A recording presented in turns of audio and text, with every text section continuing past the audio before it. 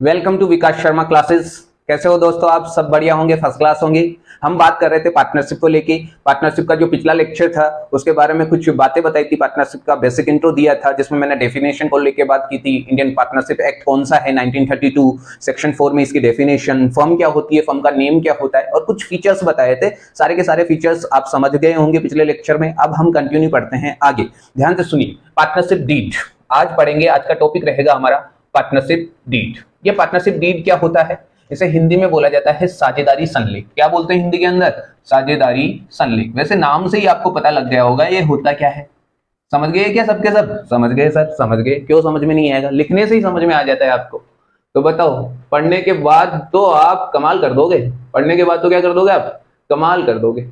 ये लो, आज अच्छी अच्छी और सुंदर सुंदर राइटिंग में लिख रहा हूं। वैसे इतना ही सुंदर लिख पाता हूं। अब ध्यान से सुनो।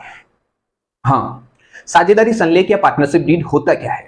ये पहली बात, इसमें विशेष जो बात है वो है कि ये लिखित में भी हो सकता है, यानी रिटन में भी हो सकता है और ओरल भी हो सकता है। इसे बनाना अनिवार्य नहीं है, इसे बनाना कंपलसरी नहीं है, ऐच्छिक है। ये आपकी इच्छा है तो बनाओ, आपकी इच्छा नहीं है तो मत बनाओ। होता क्या है सर? ये होता क्या है? हमें इसे बनाने की जरूरत क्या है? देखिए, इसमें सभी पार्टनर्स जो आपस में अपनी कंडीशंस बताते हैं वो सारी कंडीशंस इसमें रहेगी पार्टनरशिप डीड में।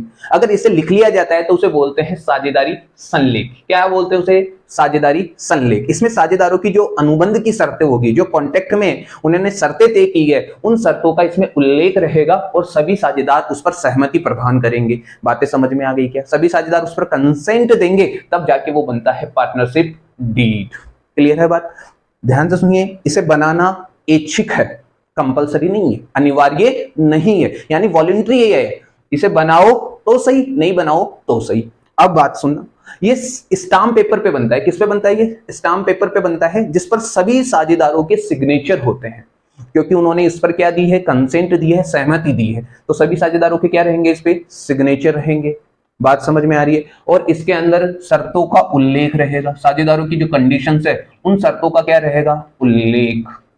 यानी सभी कंडीशंस रहेगी, उसको लिखा जाएगा और वो सभी कंडीशंस को क्लियर किया जाएगा। स्पष्ट रहेगी वो सभी कंडीशन। कैसी रहेगी? स्पष्ट। और उन पर संदेह नहीं किया जा सकता, यानी डाउट नहीं होना चाहिए। जो भी शर्त लिख रहे हो सभी पार्टनर्स को डाउट नहीं होना चाहिए, यानी उनको डाउटफुलनेस होना चाहिए। आगे बात समझ में?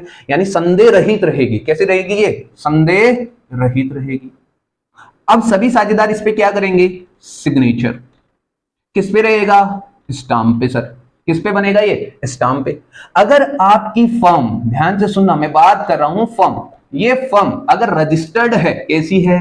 रजिस्टर्ड। सर रजिस्टर्ड मतलब जिसका पंजीयन हो रखा है, ठीक है, जिसका पंजीयन हो रखा है, तो ये स्टाम्प भी, यानी ये आपका साझेदारी संलेख भी कैसा होना चाहिए? रजिस्टर्ड होना चाहिए। इसके अंदर सभी शर्तें लिखी हुई है। तो बताओ, जब आपकी फर्म रजिस्टर्ड है तो बताओ ये जो पार्टनरशिप डीड बना हुआ है ये भी क्या होगा? रजिस्टर्ड होगा। बात समझ में आ गई क्या? बहुत सिंपल है। अब आगे की बात सुनिएगा। सभी साझेदारों के क्या रहेंगे? इस पर सिग्नेचर रहेंगे। किस पे बनेगा? स्टाम्प पे बनेगा। किस पे बनेगा? ये स्टाम्प पे बनेगा। अब विशेष बात ध्यान से सुनिएगा। इंडियन पार्टनरशिप एक्ट, ध्यान से सुनिए। इंडियन पार्टनरशिप एक्ट कौन सा है? आपको बताया होगा मैंने। इंडियन पार्टनरशिप एक्ट है सर 1932। इसका सेक्शन कौन सा? Section sir 11। इसका सेक्शन नंबर 11 ये बोलता है अगर आप इसमें शर्तों में कुछ चेंजेस कर रहे हो, कंडीशंस में कुछ चेंजेस कर रहे हो, तो उसके लिए सभी साझेदारों की क्या चाहिए? सहमति चाहिए। और धारा 11 के अनुसार, यानी साझेदारी की जो सेक्शन है 11 उसके अनुसार इसमें चेंजेस किया जा सकता है, लेकिन सभी साझेदारों की क्या चाहिए? उसमें कंसेंट चाहिए, सहमति चाहिए, तो ही इसमें चेंजेस किया जा सकता है। बताओ, क्या पार्टनरशिप डीड आपको समझ में आ गया? क्या होता है पार्टनरशिप डीड? ये समझ में आ गया। साझेदारों की सभी शर्तों का जिसमें उल्लेख रहेगा, सभी साझेदारों की जो भी अनुबंध की शर्तें हैं उनका उल्लेख रहेगा। ये स्पष्ट शर्तें रहेगी, इन पे डाउट नहीं किया जा सकता। डाउट यानी संदेह रहित रहेगी। बताओ, इतना समझ में आ गया क्या सबको? हाँ हाँ सर समझ में आ गया। अब आगे बात करें, आगे बात कर लेते हैं हम। जैसे एक बार मैं साफ कर दूं, देखो आगे सुनिए। हम बात करेंगे अब content of partnership deed. Content of partnership deed. साझेदारी संलेख में शामिल किए जाने वाले तत्व। बताओ इसके अंदर क्या क्या शामिल होगा। सबसे पहली बात बताओ, फर्म का नेम आएगा या नहीं आएगा। हाँ सर, फर्म का नेम तो इसमें लिखोगे ही लिखोगे। तो सबसे पहले फर्म का नाम, फिर आ जाएगा आपका एड्रेस ऑफ फर्म। क्या आ जाएगा यहाँ पर, एड्रेस ऑफ फर्म। फिर इसमें क्या रहेगा, साझेदारों की नाम, नेम ऑफ पार्टनर। किनके रहेंगे इनमें, नेम ऑफ पार्टनर्स रहेंगे। पार्टनर्स का नाम भी इनमें लिखा जाएगा और एड्रेस ऑफ पार्टनर्स भी आएंगे, एड्रेस ऑफ पार्टनर। अरे समझ जाओगे ना आप, ये इसका मतलब एड्रेस लिख रहा हूं मैं, इसका मतलब भी क्या है, एड्रेस है, address of partner. Capital invested bye partner, capital इनके द्वारा कितनी इन्वेस्टेड हो रखी है, वो कैपिटल इन्वेस्टेड बाय पार्टनर इसमें लिखी जाएगी। 6 पॉइंट। देखिए ऐसे बहुत सारी बातें, मैं कुछ गिनी चुनी नाम बता रहा हूं ताकि आप थोड़ा बहुत याद रख लो। फर्म का नेम आएगा, एड्रेस ऑफ फर्म आएगा, नेम ऑफ पार्टनर आएगा, एड्रेस ऑफ पार्टनर आएगा, capital invested bye partner, interest on capital इसके बारे में लिखा होगा, इंटरेस्ट ऑन ड्रॉविंग इसके बारे में लिखा हुआ होगा। बात समझ में आ रही हो। इसके रेट भी इसके अंदर लिखी हुई होगी, क्या रेट है इंटरेस्ट ऑन ड्रॉविंग की, क्या रेट है इंटरेस्ट ऑन कैपिटल की। इंटरेस्ट ऑन लोन के बारे में भी यहाँ पे लिखा हुआ होगा, इंटरेस्ट ऑन लोन कितना दिया जाएगा पार्टनर को, वो सब बातें यहाँ पे लिखी हुई होगी। और कैसे इसका डिजुलेशन होगा पार्टनरशिप का, ये सारी बातें किस में रहेगी, इस पार्टनरशिप डीड में रहेंगी। इसके कुछ कंटेंट्स बताए हैं मैंने, बताओ आपको समझ में आ गए क्या, क्या क्या कंटेंट है। इतना क्लियर हुआ जो बातें बता रहा हूं मैं। हाँ सर, क्लियर होता जा रहा है। अब आगे हम बात करेंगे इसमें, एक बार नोट कर लो आप, ये गिनी चुनी 8 9 10 बातें याद रख लो, बहुत है इतना।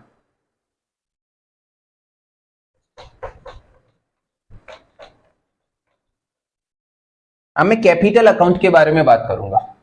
किसके बारे में बात करूंगा, कैपिटल अकाउंट के बारे में, पार्टनर कैपिटल अकाउंट के बारे में।